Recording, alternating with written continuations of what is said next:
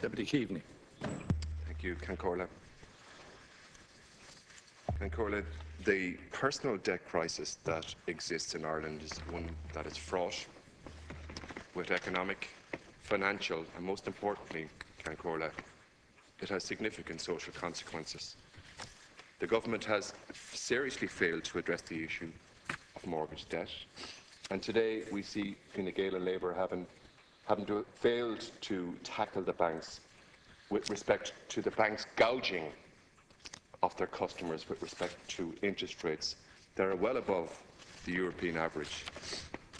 On both issues, the mortgage debt and the interest rates, Fianna Fáil have put forward constructive workable solutions, but these have been ignored by the government.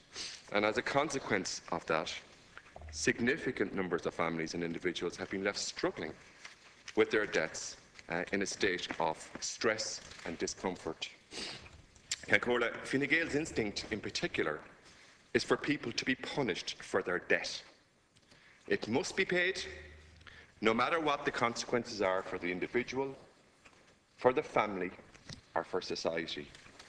Recently, we'd seen them extend this approach to Ireland's foreign policy, the Taoiseach and Minister Noonan, all too eager to act as Germany's boot boy with respect to the crisis in Greece.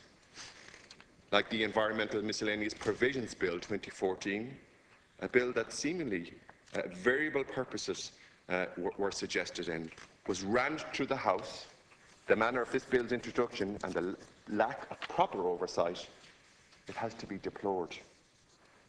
You would imagine that a bill that deals with aspects of personal debt crisis would be published with interested groups, civic society, organisations who work with debt on the front line would have been invited to be participating in the process of legislation. In pre-legislative process, they were ignored.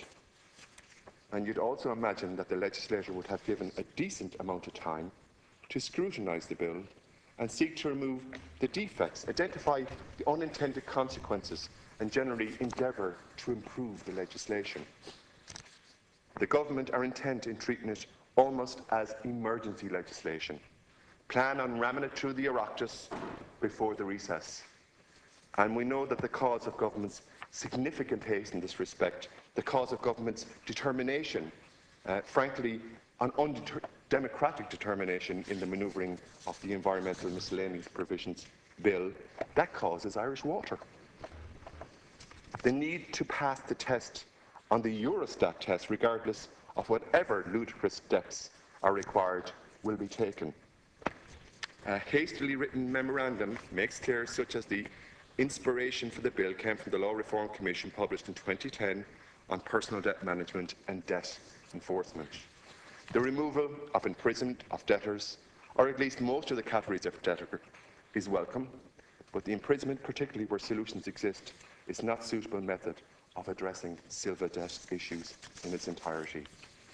However, this must be welcomed in the bill, and as I've said, what has prompted the government parties to pass this bill with just haste is Irish Water.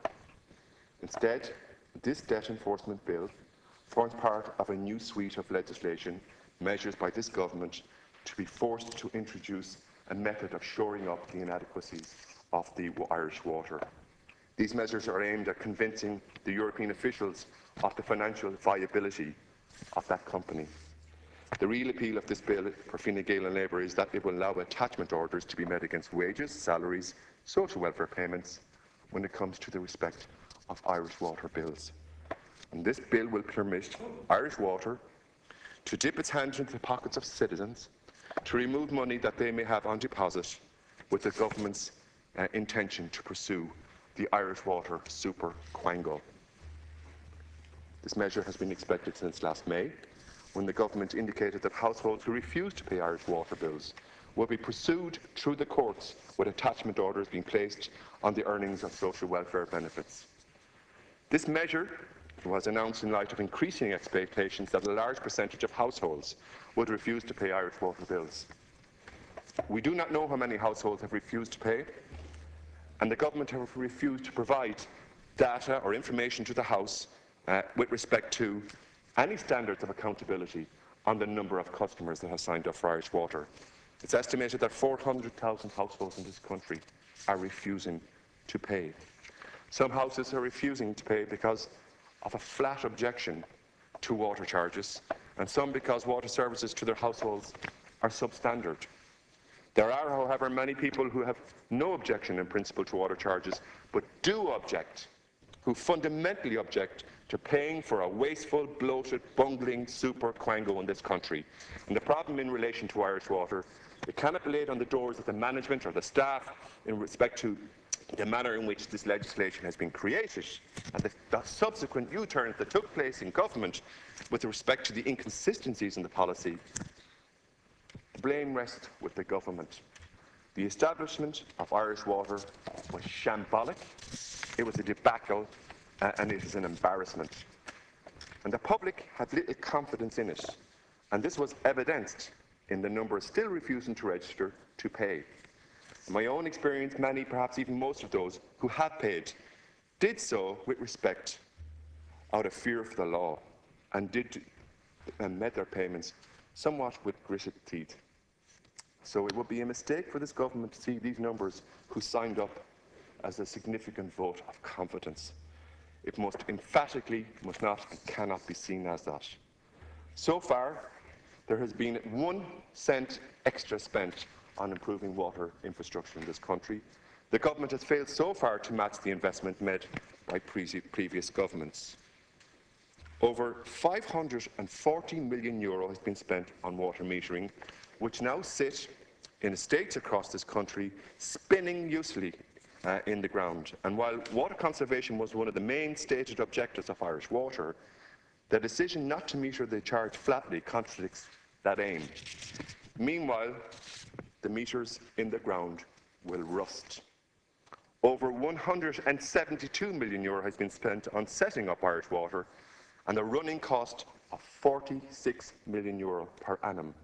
The so-called water conservation grant, paid for, no doubt this week, by cuts to lone parents, will cost the state €165 million. All of that effort and legislation and cuts and decisions to raise €140 million per annum doesn't raise that much. Sums don't simply add up, because alongside the above money's been sucked out of local authority services and straight back into Irish Water. And even though the so-called standalone company, it's exempt, in fact, it's exempt from paying local authority rates, a commercial semi-state that doesn't pay rates with respect to providing for local services. And that, for a company that benefits from taking over local authority assets, whose workers, staff benefited from local authority services, just as any other company would, Cancórla.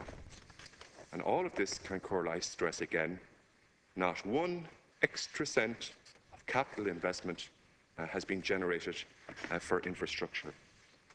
And the government, it has become distracted in cooking the books in order to meet the Eurostat test and to keep borrowing off balance sheet, and that the forgotten purpose of a water utility has been lost here. The opportunity to provide water services to households and businesses. You know, the rush to go and cook the books up for the European institutions and to make a three-card trick with respect to its commercial viability.